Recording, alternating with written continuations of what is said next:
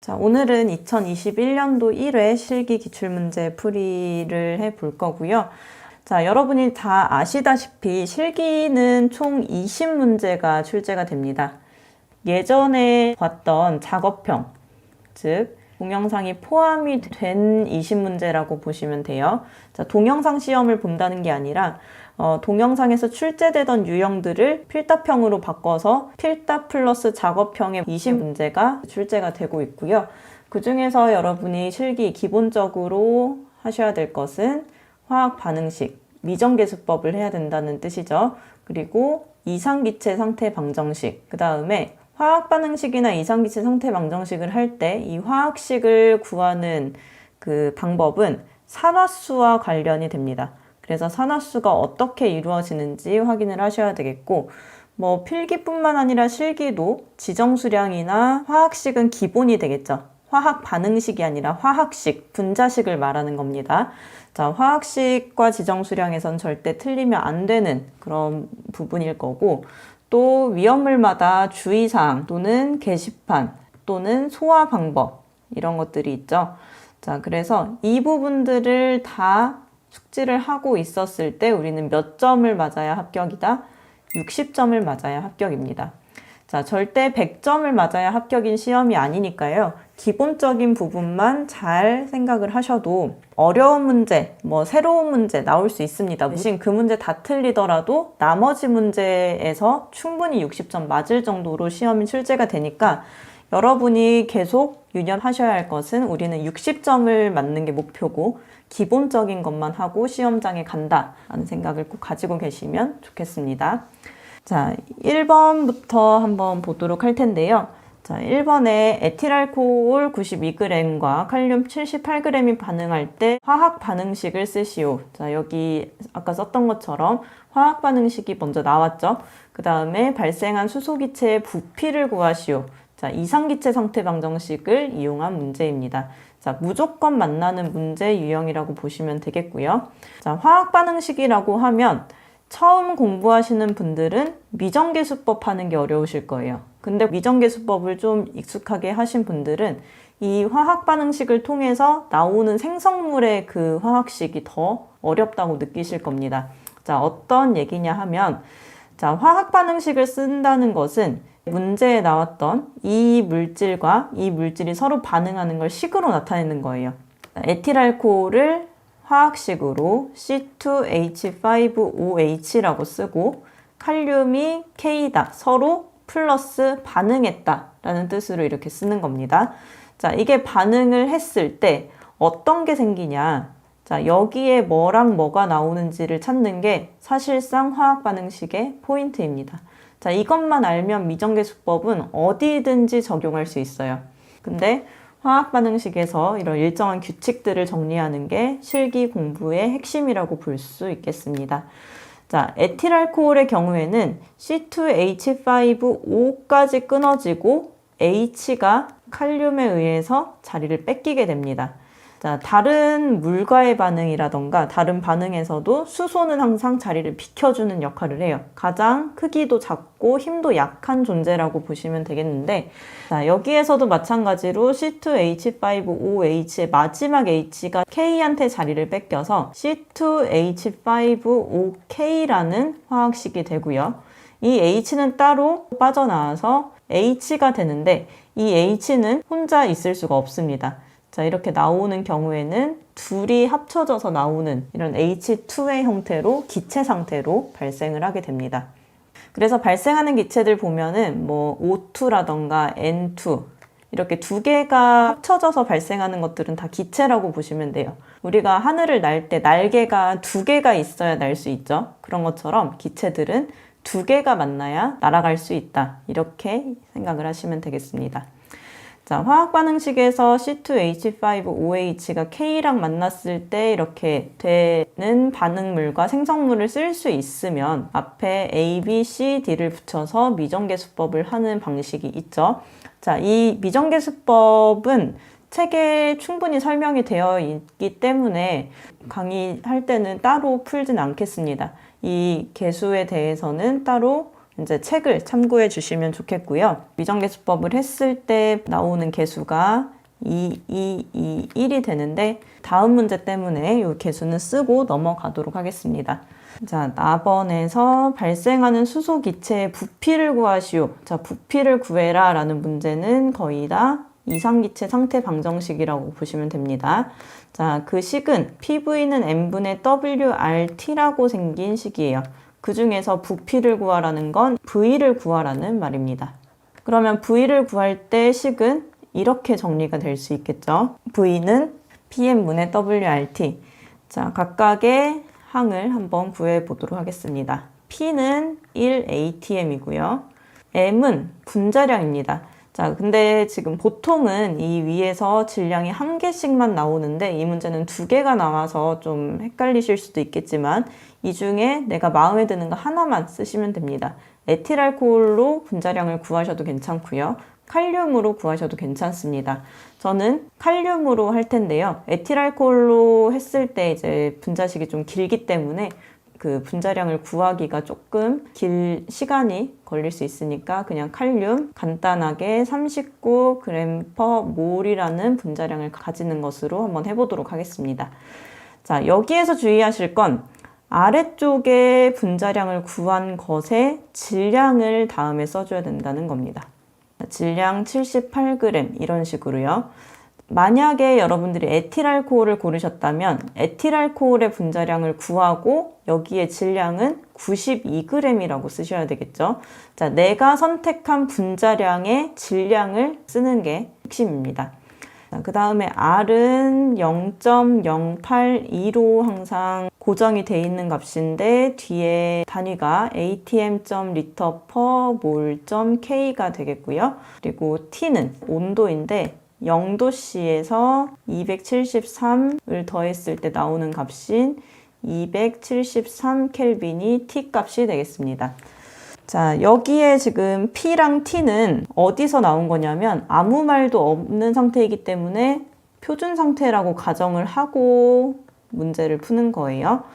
자, 표준 상태라고 하는 것은 0도씨 1기압을 의미하는 거고 거의 대부분은 시험장에 표준 상태라는 조건을 주어질 겁니다. 근데 만약에 주어지지 않는다고 한다면 우리는 항상 0도씨 1기압이라고 생각하고 문제를 풀면 맞습니다.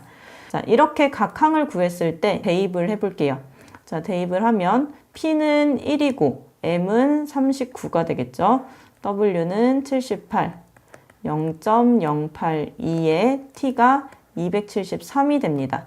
자, 여기에서 지금 39나 78에 대한 이 값은 에틸알코올과 칼륨 중에 어떤 것에 대한 값이냐면 칼륨에 대한 값입니다. 자, 칼륨에 대한 것으로 이 식을 지금 대입을 했는데 지금 우리가 알고 싶은 부피는 칼륨에 대한 부피가 아니라 수소에 대한 부피입니다. 그래서 여기가 칼륨이다 보니까 칼륨에 대한 값을 소거를 시키고 수소에 대한 값으로 바꿔주기 위해서 칼륨과 수소가 몇 대 몇으로 반응을 했는지 이 계수를 통해서 한 번 더 계산을 해주게 됩니다.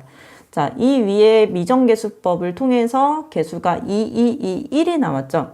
자, 이 값을 두 개의 칼륨이 반응했을 때 한 개의 수소가 나온다라고 해석할 수 있습니다. 그래서 우리는 이상기체 상태 방정식의 마지막에 이러한 값을 계산으로 추가를 해줄 수가 있는 거예요. 자, 다시 한번 설명을 드리면 자, V는 PM분의 WRT를 해가지고 여기에 대입하는 값, 이 값에 대해서 그냥 식을 끝내는 게 아니라 그 값에 대해서 내가 구하고자 하는 것의 비율을 한 번 더 곱해 주셔야 한다는 게 이상기체 상태 방정식의 포인트입니다. 자, 이렇게 해서 계산을 하는 건 손으로 계산하는 게 아니고 계산기를 통해서 계산을 하죠. 자, 계산기를 쓰는 방식을 항상 연습을 하시고 아무리 간단한 거라도 계산기로 하시는 연습이 필요합니다. 자, 계산기로 했을 때 22.386이라는 값이 나오고 우리 실기시험장에서 시험지를 받았을 때 맨 앞장에 써 있습니다. 소수 셋째 자리에서 둘째 자리로 반올림하여 답을 작성하시오. 이렇게 써있기 때문에 여러분이 답을 작성하실 때도 셋째 자리에서 반올림을 했어요. 둘째 자리로 표현하면 22.39가 됩니다. 이렇게 답을 쓰시는 연습이 필요합니다. 실기시험은 필기시험과 다르게 사람이 직접 채점을 하면서 이 풀이 과정까지 다 보는 시험입니다. 그래서 내가 얼만큼 풀이 과정을 깔끔하게 쓰느냐가 채점관이 내가 알고 있는지 모르고 있는지를 판가름하는 기준이 될 수 있어요. 그래서 소수 셋째 자리에서 둘째 자리로 바꾸는 과정, 그리고 단위 쓰는 거, 이거 꼭 사소한 거라고 놓치지 마시고 챙겨서 점수를 획득을 하시길 바랍니다. 특히 단위를 쓰지 않는 건 무조건 0점 처리되기 때문에 단위는 빠뜨리시면 안 돼요. 자, 다음 문제입니다. 1몰의 마그네슘이 연소할 때 발열량은 134.7kcal이다. 다음 물음에 답하시오. 자, 가번 마그네슘의 연소 반응식을 쓰시오. 다음 화학 반응식에 대한 문제죠. 자, 마그네슘이 연소 반응식이래요. 뭐랑 반응했다는 뜻일까요? 연소했다는 것은 산소와 반응한다는 뜻입니다. 풀이 과정도 점수에 반영되냐고 물어보셨는데 이상기체 상태 방정식은 풀이 과정이 점수에 반영이 되고요. 풀이 과정 답 이렇게 되어 있는 문제들은 다 풀이 과정을 반영한다는 뜻입니다. 그래서 풀이 과정에서 틀렸는데 답이 맞는다. 그럼 전체가 다 감점이 되는 거라서 풀이 과정을 잘 쓰셔야 돼요. 대신 화학 반응식은 풀이 과정을 보지 않습니다. 미정계 수법은 풀이 과정에 들어가지 않아요. 자, 마그네슘이 연소했다는 것은 마그네슘이 산소와 반응했다는 뜻입니다. 그래서 마그네슘이 산소랑 반응했다 이렇게 쓰는 거고요. Mg랑 O2가 만났을 때 어떤 것이 생성이 될까요? Mg와 O가 서로 반응하게 되면 MgO가 됩니다. 자, 어떤 것들은 반응을 했을 때 Na2O가 되기도 하고 Al2O3가 되기도 하고 이런 식으로 생성물이 생기는 여기 작은 숫자들이 굉장히 우리를 머리 아프게 하는데요. 자, 이런 식으로 MgO가 서로 만났을 때 뒤에 숫자가 붙지 않고 그냥 MgO로 끝나는 이유는 주기율표에서 이 원소들이 어떤 세로줄에 있는지를 생각해서 계산을 해보시면 됩니다. 자, 왼쪽부터 시작할 때는 플러스 1, 플러스 2, 플러스 3, 플러스 4, 플러스 5, 플러스 6, 플러스 7, 플러스 8의 산화수를 가집니다. 그리고 오른쪽에서부터 볼 때는 0, 마이너스 1, 마이너스 2, 마이너스 3, 마이너스 4, 마이너스 5, 마이너스 6, 마이너스 7의 산화수를 가지게 됩니다. 자, 그러면 이 중에서 대부분은 숫자가 작은 것들이 산화수로 우선 선정이 돼요. 그러니까 플러스 1, 2, 3, 4 또는 0, 마이너스 1, 마이너스 3, 마이너스 4 플러스 마이너스를 제외하고 그 숫자가 작은 것들이 산화수로 선정이 되는데 Mg가 주기율표에서 2족에 있기 때문에 플러스 2의 산화수를 가집니다. 근데 산소는 어디에 있죠? 산소는 16족에 있기 때문에 산화수가 마이너스 2를 가져요. 자, 이렇게 됐을 때 화학식은 항상 만나서 산화수가 0이 되는 방향으로 서로 개수를 맞춰서 결합하려고 해요. 근데 Mg랑 O가 서로 만나 봤더니 플러스 2개, 마이너스 2개인 애들이 딱 맞게 떨어졌어요. 그러니까 한 명씩을 더 데려올 필요도 없고 누구를 내보낼 필요도 없이 그냥 Mg 하나, O 하나만 있을 때 플러스 2개, 마이너스 2개 짝이 딱 맞아서 그냥 MgO로 끝나게 되는 겁니다. 산화나트륨의 경우에는 NA가 플러스고 O가 2 마이너스이기 때문에 NA가 플러스를 한 개밖에 안 가지고 있죠. 그래서 NA 하나를 더 가지고 와서 플러스 2개, 마이너스 2개로 만들려는 거고요. 알루미늄의 경우에는 플러스 3, 마이너스 2이기 때문에 서로 개수를 맞추려다 보니까 알루미늄은 2개가 와서 플러스 6이 되고 산소는 3개가 와서 마이너스 6 이렇게 했을 때 처음으로 플러스 마이너스가 맞춰지게 되는 숫자를 가지기 때문에 화학식이 Al2O3가 되는 겁니다. 자, 이게 조금 복잡하다 한다면 이 숫자가 대각선으로 내려온다 라고도 표현할 수 있겠습니다. 자, 이 내용이 조금 이해가 안 되신다면 다시 이 내용을 반복해서 좀 공부를 해보시고 그래도 안 되면 질문을 해주세요. 자, 그래서 연소 반응식을 쓸 때 반응물과 생성물이 어떤 식으로 생기는지 외우는 게 먼저고 그 다음에 미정계 수법은 연습을 하시면 되니까 책을 통해서 확인하시는 걸로 하고요. 자, 나번에 3몰의 마그네슘이 연소할 때 발생하는 열량은 1몰이 연소할 때 134.7kcal를 가진다고 했죠. 그러면 3몰이 될 때 공식이 있는 거 아니야? 라고 생각을 하실 수 있겠지만 단순히 그냥 계산 문제입니다. 자, 1몰일 때 이만큼이 나왔다면 4개를 연소시켰으면 4배가 됩니다. 134.7에 4를 곱한 만큼 그래서 538.8kcal가 되는 이 나번 문제는 이런 간단한 문제였습니다. 자, 이런 식으로 소수 첫째 자리까지만 나오는 숫자의 경우에는 뭐 뒤에 0을 붙인다던가 뭐 둘째 자리로 꼭 만들어줘야 될 필요 없이 그냥 소수 첫째 자리로 단위 붙여서 끝내주시면 됩니다. 자, 3번입니다. 피크린산과 트리니트로톨루엔의 구조식을 나타내시오. 우리가 필기 공부하면서 뭐 지정수량, 화학식 많이 외웠죠?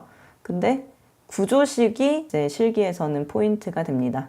피크린산과 트리니트로톨루엔의 구조식을 나타낸다는 건 그림 그린다고 보시면 돼요. 그림.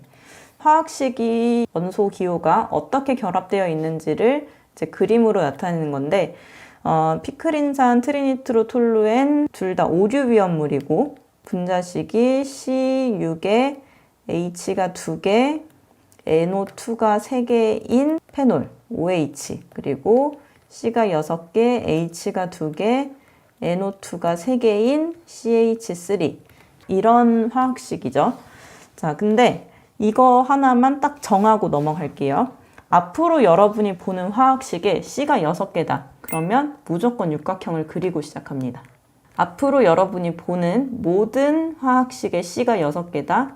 육각형의 동그라미를 그리고 시작을 할게요. 자, 이거를 우리는 벤젠골이라고 하고 이 상태만 있을 때는 C6H6이라고 부릅니다. 벤젠이에요, 벤젠. 자, 근데 뭐가 그려지지도 않았는데 뭐가 보이지도 않는데 그냥 육각형 그려놓고 왜 C6H6이라고 하느냐?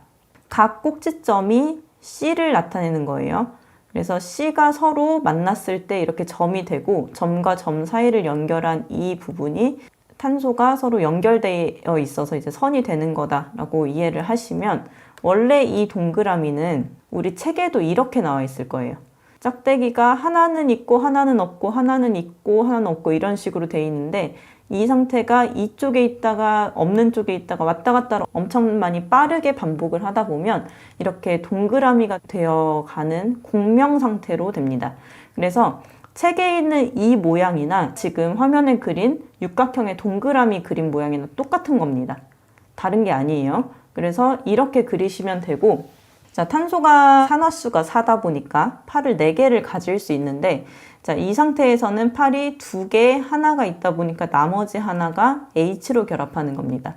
여기서도 탄소가 하나 있는데 3개의 팔이 있다 보니까 나머지 하나가 수소가 결합이 되는 거고요. 이런 식으로 탄소 6개, 수소 6개가 하나씩 결합이 되어 있는 상태이기 때문에 육각형만 보더라도 우리는 C6H6이구나 라고 생각을 할 수 있어야 됩니다. 자, 여기에서 시작이 되는 거예요. 자, 육각형의 동그라미, 벤젠고리가 있는 상태에서 NO2가 3개가 들어갔다는 뜻이에요.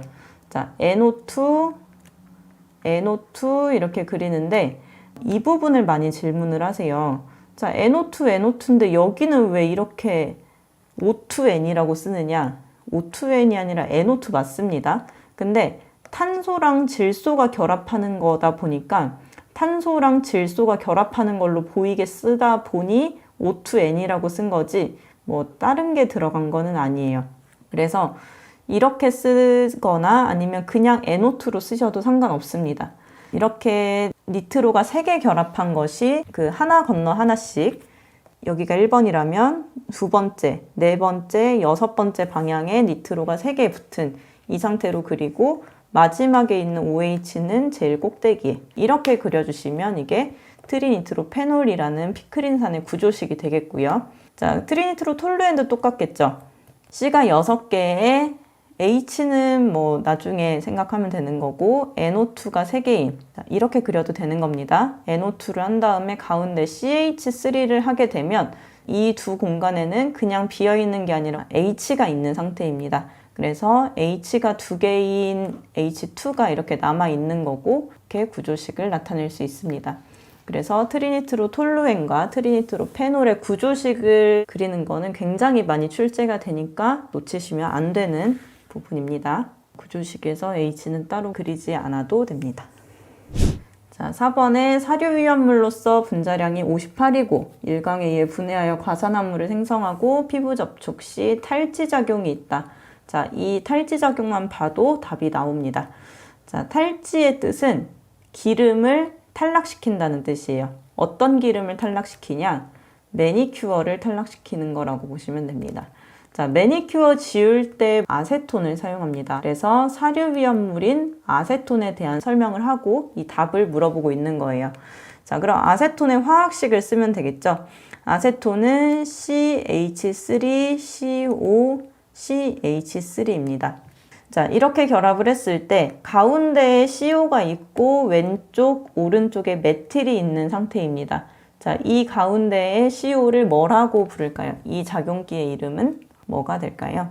케톤입니다. 케톤. CH3는 메틸이고요. 여기는 케톤이고 CH3는 메틸이죠. 그래서 메틸이 2개가 있다 보니까 디메틸 케톤이라고도 부를 수 있는데 우리는 위험물 공부를 하는 거다 보니까 뭐 굳이 디메틸 케톤이라는 말은 기억하실 필요 없어요. 자, 그냥 요 가운데 작용기의 이름이 케톤이라는 걸 가지고 또 설명을 해서 아세톤이란 답을 써야 되는 경우가 있을 수 있어서 이제 질문을 드린 거고요. 이게 응용이 되면 이 이름을 찾아낼 수 있겠죠. 자, 여기가 메틸이고 여기가 에틸이네요. 그러면 이 분자식의 이름은 뭐가 될까요? 아세톤은 이렇게 생겼기 때문에 디메틸 케톤이 됩니다. 근데 이 아래 거는 메틸이 있고 에틸이 있고 그 사이에 케톤이 있어요. 그럼 이 이름은 뭐가 될까요? 메틸 에틸 케톤이라고 부르게 됩니다. 아세톤이라고 부르는 이유는 관용명이라고 보시면 돼요. 너무 길기도 하고 사람들이 많이 부르는 이름으로 바뀌는 거예요. 트리니트로페놀이 피크린산으로 관용명이 되는 것처럼 같은 방식이라고 이해하시면 됩니다. 자, 그 다음에 지정수량은 사료위험물의 아세톤의 경우 1석유류 수용성이기 때문에 지정수량 400리터가 되는데 이 지정수량 문제에서 주의하실 부분은 단위 실수를 하는 분들이 많이 계시는데 자, 지정수량이 중요하다는 건 필기에서 엄청나게 깨달았다 보니까 지정수량은 안 틀리시는데 그냥 400만 적고 나오신다던가 아니면 400kg으로 적으신다던가 이런 경우는 다 0점 처리가 됩니다. 절대 단위를 틀리지 마세요. 자, 5번입니다. 다음 위험물이 인화점이 낮은 것에서 높은 것 순서대로 써보도록 하겠습니다. 자, 인화점 문제가 나오는 경우는 다 사료위험물과 관련된 문제입니다. 10문제 중에 한 문제 정도는 진짜 인화점을 알아야 되는 그런 문제이지만 실기시험에서는 굳이 이 물질들이 나왔다고 해서 이 물질들의 인화점이 몇 도인지 뭐 책마다 인화점이 달라요 이렇게 질문하실 필요가 없어요. 왜냐하면 인화점을 물어보는 것 같지만 사실은 품명을 잘 알고 있는지 확인하는 문제이기도 합니다. 왜냐하면 사료위험물은 품명에 따라서 특수인화물 1석유류, 2석유류, 3석유류, 4석유류 이 순서대로 인화점이 점점 높아지기 때문입니다. 왜 그럴까요? 사료위험물을 품명으로 구분하는 기준 자체가 인화점이잖아요. 특수인화물의 경우에는 영하 20도, 1석유류의 경우에는 인화점 21도 미만 이런 것들을 이제 기준으로 품명을 구분하다 보니까 굳이 이 물질들의 인화점을 각각 외우지 않으셔도 됩니다. 자, 에틸알코올의 경우에는 분명히 알코올로 끝나니까 알코올류가 되겠죠. 그 다음에 아세톤은 방금도 나왔던 문제네요. 1석유류의 수용성인 물질이고요. 니트로벤젠의 경우에는 3석유류의 비수용성입니다. 아세트산은 2석유류의 수용성 물질이고요. 그러면 우리가 알고 있는 위험물 표의 순서대로 나열하면 낮은 것부터 높은 것 순서대로가 됩니다. 자, 순서가 어떻게 되어 있죠? 제일 처음이 특수인화물 나오고 1석유류, 알코올류, 이석유류, 삼석유류, 사석유류, 동식물 유류가 나오기는 하는데 이제 석유류 안에서 비교를 하는 거니까 1석유류가 먼저 나오고, 그러니까 아세톤이 먼저 나오고, 그 다음에 알코올류, 에틸 알코올이 나오고요. 그 다음은 아세트산, 그 다음은 니트로벤젠. 이런 식으로 순서대로 물질들의 이름을 쭉 써주시면 됩니다. 만약에 낮은 것에서 높은 것 순서대로 기호로 쓰시오 하면은 기호로 쓰시면 되고요. 글씨가 틀렸을 때 감점이 될 수 있을지는 잘 모르겠지만 어쨌든 감점이 되지 않도록 정확하게 답을 쓰시면 되겠습니다.